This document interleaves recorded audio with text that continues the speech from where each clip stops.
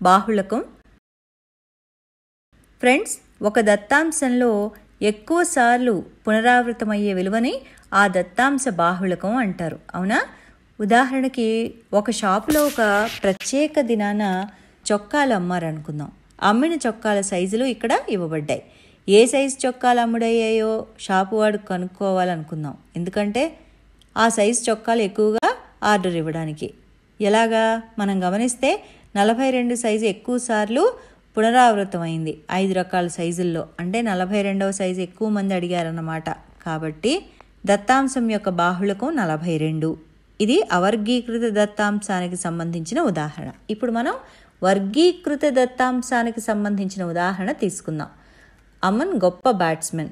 అతను పాఠశాల జట్టు తరపున చాలా టోర్నమెంట్లలో ఆడాడు. చూడండి, అతను నిజంగానే చాలా పెద్ద హిట్టర్.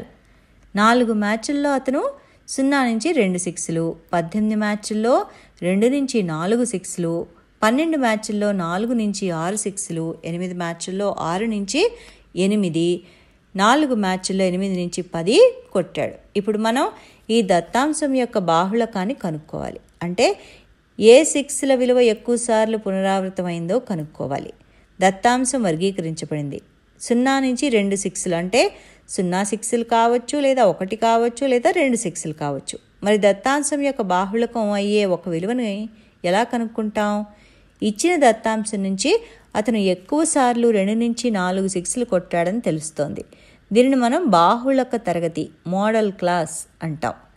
వర్గీకరించబడిన దత్తాంశం యొక్క బాహుళకం కనుక్కోవడానికి సూత్రం ఈ విధంగా ఉంటుంది. ఇక్కడ L అనేది బాహుళక తరగతి యొక్క దిగువ అవధి = 2. అంటే మనకి ఇక్కడ ఇచ్చిన ఉదాహరణలో H అనేది తరగతి అంతరం, అది 2.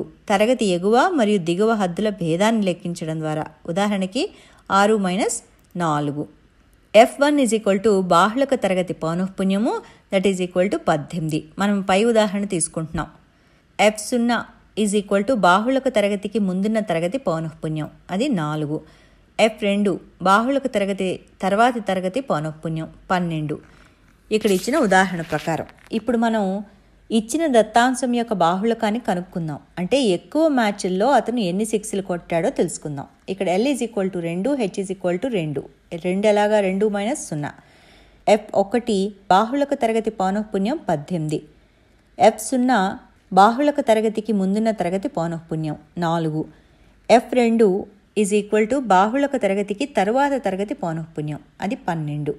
ఈ విలువల్ని సూత్రంలో ప్రతిక్షేపిస్తే బ్రాకెట్ లోపలి భాగాన్ని సాధిస్తే మనకి 14/20 వస్తుంది. కాబట్టి 2 + 14/20 × 2 = 2 + 7/5, that is equal to 2 + 1.4, that is equal to 3.4. కాబట్టి దత్తాంశ బాహుళకం 3.4. కాబట్టి అతను ఎక్కువ మ్యాచ్ల్లో 3.4 సిక్స్లు కొట్టాడన్నమాట.